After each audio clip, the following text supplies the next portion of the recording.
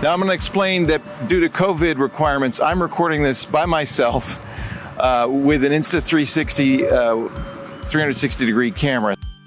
Previously on TWiT. Hands-on tech. Finally, my Mustang Mach-E has arrived. Yes, it's not quite a Mustang, but it has some Mustang touches, and it sure is fun to drive.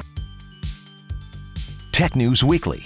Researchers are apparently, they're taking time to look into and ponder the possible effects of deep-faked geography.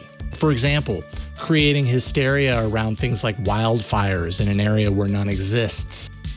This Week in Google. This is not moral panic. This is really a scary story from the Washington Post. She never returned her VHS copy of Sabrina the Teenage Witch. I love this story. The DA's office. This happened to me. 20 years later, Really? she faces a felony charge. iOS Today. I have AirTags. Look, it says AirTag on there, right there. Open up one of these AirTags and then it just pops up on my phone. Okay, this is great.